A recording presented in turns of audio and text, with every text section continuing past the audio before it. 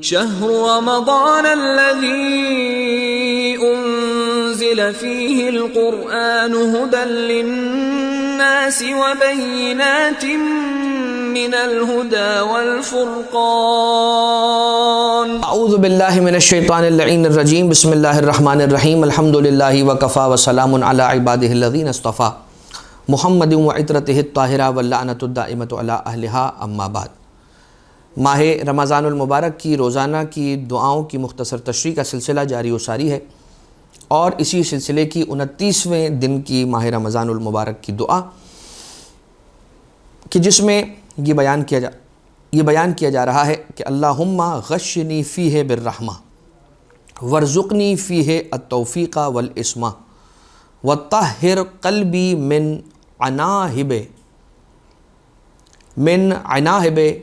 التہمہ یا رحیماً بعبادہ المؤمنین۔ اے پروردگار مجھ پر اپنی رحمتوں کی بارش فرما اس دن میں، وارزقنی فیہ التوفیق والعصمہ، اور اے پروردگار اس دن میں مجھے اپنی عصمت کی توفیق عنایت فرما۔ عصمت یعنی کہ اپنے بچاؤ کی توفیق عنایت فرما، اور مجھے اپنی بارگاہ سے اپنا حفظ و امان عنایت کر۔ وطہر قلبی من عناہب التہمہ، اور اے پروردگار میرے دل کو اس دن میں تہمتوں کے مصیبتوں سے بچا لے۔ یا رحیماً بعبادہ المؤمنین، اے مومن بندوں پہ اپنے رحم کرنے والے۔ جو اس دعا کی تلاوت کرتا ہے اس کا ثواب کیا ہے؟ 29ویں دن ماہ رمضان المبارک کے جو اس دعا کی تلاوت کا شرف حاصل کرتا ہے تو من دعا بہ جعل اللہ تعالی لہو فی الجنت نصیبا وافرا، جو کوئی بھی اس دعا کو اس دن میں تلاوت کرتا ہے تو پروردگار عالم جنت میں اس کے لیے ایک وافر نصیب، وافر حصہ، ایک بڑا حصہ اس کو عطا کرتا ہے۔ لو قیس نصیبہ بالدنیا، اگر اس کے اس نصیب کو، اس کے اس حصے کو دنیا کے اندر ناپا جائے، تولا جائے، لکانا مثلہا 40 مرہ، تو یہ اس دنیا کے 40 مرتبہ ملٹیپلائی کر دینے کے برابر ہوگا۔ یعنی اس دنیا کے اندر کتنا حصہ ہے اس کو ملٹیپلائی بائی 40 کر دیں، یا اس پورے دنیا کا کتنا حصہ ہے وہ پورا حصہ ملٹیپلائی بائی 40 کر دیں، اتنا حصہ پروردگار اسے جنت کے اندر عطا کرے گا اس دن کی دعا کی تلاوت کرنے کی وجہ سے۔ اب کیا کہا جا رہا ہے کہ پروردگار مجھ پر اپنی رحمتوں کی بارش کو نازل فرما۔ کیا ہے وہ اسباب رحمت پروردگار عالم کے جو بندوں پر نازل ہوتے ہیں، یا کون سی شرائط ہیں کہ جن شرائط پر رب ذوالجلال کی رحمت اپنے بندوں کے شامل حال ہو جاتی ہے؟ ایک بات یاد رکھیے گا، اللہ کی عطائیں نازل ہو چکی ہیں، پروردگار عالم کی نعمتیں تمام ہو چکی ہیں، پروردگار عالم کی رحمتیں نازل ہو چکی ہیں۔ اب اس ایئر کے اندر یہ نعمتیں اور رحمتیں اور پروردگار عالم کی عطائیں موجود ہیں، اسے کھینچ کے اپنے پاس کیسے لے کر آنا ہے وہ اہل بیت اطہار علیہ السلام نے بیان کیا ہے۔ ایمان اور عمل صالح، جیسا کہ قرآن کریم کی آیت ہے کہ فَأَمَّا الَّذِينَ آمَنُوا وَعَمِلُوا الصَّالِحَاتِ فَيُدْخِلُهُمْ رَبُّهُمْ فِي رَحْمَتِهِ، تو جو لوگ ایمان لے کر آئے اور عمل صالح کا انجام دیا، یہ وہ لوگ ہیں کہ پروردگار عالم انہیں اپنی رحمت کے اندر داخل کر دیتا ہے۔ لہٰذا ایمان اور عمل صالح ایک ایسی چیز ہے، ایک ایسی شرط ہے کہ اگر کوئی شخص ایمان رکھ کے اور عمل صالح انجام دیتا ہے تو پروردگار عالم کی رحمت اس کے شامل حال ہو جاتی ہے۔ اب دوسری چیز اور دوسری شرط کہ جو اللہ کی رحمت کو اپنی طرف کھینچنے اور جلب کرنے کا سبب بنتی ہے وہ ہے اطاعت خدا اور اطاعت رسول خدا پروردگار عالم کے صلی اللہ علیہ وآلہ وسلم۔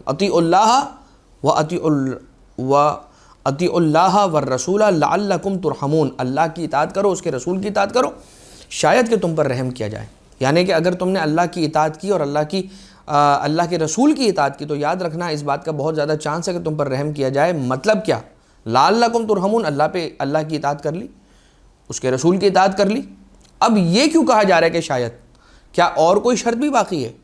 تو جی ہاں، شرط تو باقی ہے، وہی شرط کہ جو غدیر خم کے میدان میں رسول اللہ صلی اللہ علیہ وآلہ وسلم نے 1.25 لاکھ حاجیوں کے مجمع میں علی ابن ابی طالب علیہ السلام کو مولا بنانے کے ذریعے سے اعلان فرمائی۔ یہ وہ شرط ہے کہ جس شرط کے اوپر دین کی بہت ساری دین کی ہر چیز کا دار و مدار ٹکا ہوا ہے۔ لہٰذا اطیعوا اللہ والرسول کے ساتھ ساتھ اہل بیت اطہار علیہ السلام کو ماننا، مولا کائنات کی امامت کو ماننا، 12 اماموں کی امامت کو ماننا، تو پھر کیا ہوگا؟ ترحمون، تم پر رحم کیا جائے گا۔ ترک گناہ ایک اور شرط ہے کہ جس کی وجہ سے اللہ اپنے بندے پر رحمت کر نازل کرتا ہے۔ قال یا قوم لم تستعجلون بالسیئۃ، تم قبل الحسنۃ، یہ بتاؤ نیکی کرنے سے پہلے تم برائی کے اندر کیوں اتنی جلد بازی کرتے ہو؟ غلط کام کرنے کے اندر کیوں لپکتے ہو؟ گناہ کرنے میں کیوں اتنی تیزی دکھاتے ہو؟ نیکی کرنے میں تو اتنی تیزی نہیں دکھاتے، گناہ کا کام کرنے میں، برائی کرنے میں تو بہت تیزی دکھاتے ہو۔ لولا تستغفرون اللہ لعلکم ترحمون، تم اگر یہ کام نہیں کر سکتے تو پروردگار عالم کی بارگاہ میں آ کے استغفار کرو، گناہوں کو چھوڑو، نیکی کی طرف آؤ، تاکہ تم پر پروردگار عالم رحمتوں کو نازل کرے۔ لہٰذا یا قوم لما تستعجلون بالسیئۃ، برائی کے کام کے اندر جلدی نہیں کرو۔ ہاں اگر جلدی کرنی ہے تو نیکی کے کام میں اور اچھائی کے کام میں جلدی کرو، اور کیا کرو؟ مستقل استغفار کرتے رہو، تاکہ پروردگار عالم کی رحمتیں تمہاری طرف رجوع کریں اور تمہاری طرف مرکز بن کے آئیں۔ ایک اور شے کہ جو اللہ کی رحمت کو اپنی طرف کھینچتی ہے وہ ہے صدقہ۔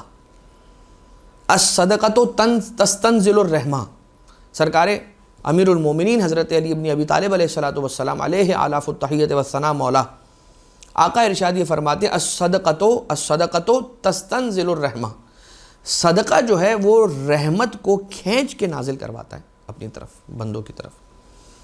لہذا جتنا ہو سکے صدقہ نکالیں، اور صدقے کے بارے میں یہ ملتا ہے کہ صدقہ ادا نہ کریں، صدقہ بہائیں، اتنا دیں صدقہ کہ یہ کہا جائے کہ یہ پیسہ باہر آئے صدقے کے اندر، اتنا پیسہ دیں، اتنا صدقہ دیں۔ اور اگر کوئی شخص مقامات مقدسہ پر جا رہا ہے اور مسجد کوفہ جا رہا ہے تو وہاں پر خاص طور سے صدقے کی تاکید ہے، بہت زیادہ اس کا ثواب ہے، وہاں پر جائے جب بھی انسان تو صدقے کی عبادت کو ضرور انجام دے، اس سے محروم نہ رہے۔ اور کون سی ایسی شے ہے کہ جس سے رحمت خدا پروردگار عالم کی نازل ہوتی؟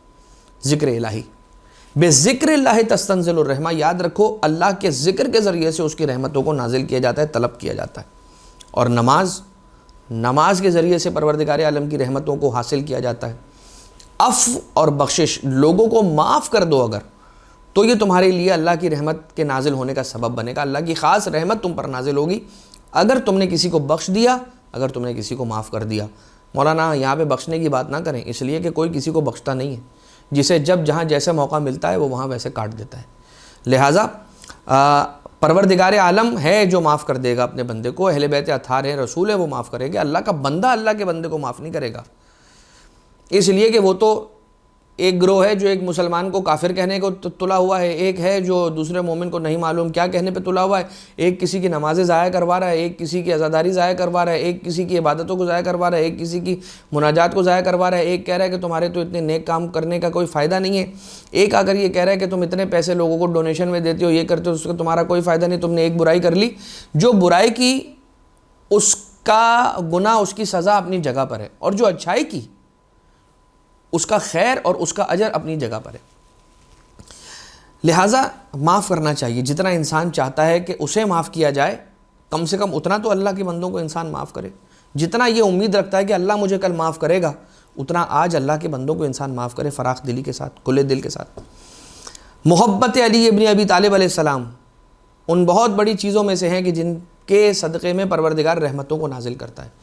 جہاں علی ابن ابی طالب علیہ السلام کی محبت ہوتی ہے، جہاں ان کی ولایت ہوتی ہے، وہاں اللہ کی خاص رحمت نازل ہوتی ہے۔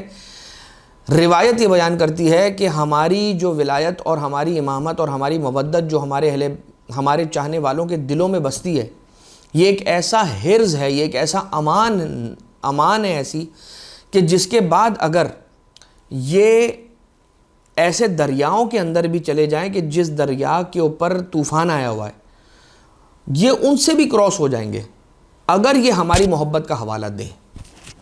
لیکن اگر کوئی محبت اہل بیت کو کچھ سمجھتا ہی نہیں ہے، وہ یہ کہتا ہے نعوذ باللہ یہ تو کام کی چیز ہی نہیں ہے، مولانا صاحب نے تو کام کی بات ہی نہیں کی، تو جب کوئی اگر اسے اتنا ویٹیج نہیں دے گا تو وہ اسے فائدہ نہیں پہنچا سکتی. لیکن اگر امام معصوم علیہ السلام کی بات پر یقین کرنا ہے اور ایمان رکھنا ہے تو مولا ارشاد فرما رہے ہیں لج البحار کیا کہا گیا ہے کہ ایسے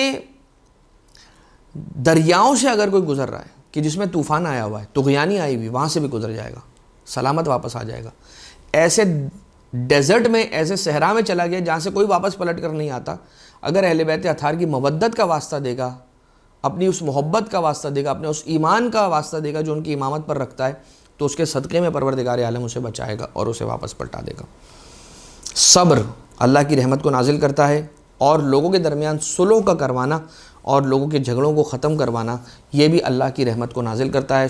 صلہ رحمی, اپنے خونی رشتہ داروں پر رحم کرنا, ان کا خیال رکھنا, ان کی احوال پرسی کرنا, ان کی مشکلات کو دور کرنا, قضاء حاجت کرنا, یہ بھی اللہ کی رحمت کو اپنی طرف کھینچنے کا سبب بنتا ہے. اور اے پروردگار مجھے بچا لے, ایک خاص توفیق دے اور میرے گرد ایک ڈھال بنا لے اس دن میں. اور اے پروردگار مجھے تہمتوں کی برائی سے بچا لے کہ میں لوگوں پر تہمتیں لگاؤں.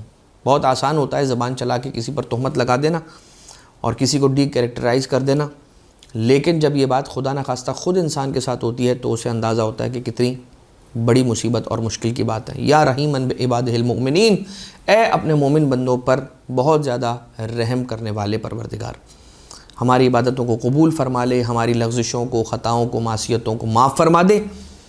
وما علینا الا البلاغ المبین. وصلی اللہ علی محمد وآلہ الطیبین الطاہرین.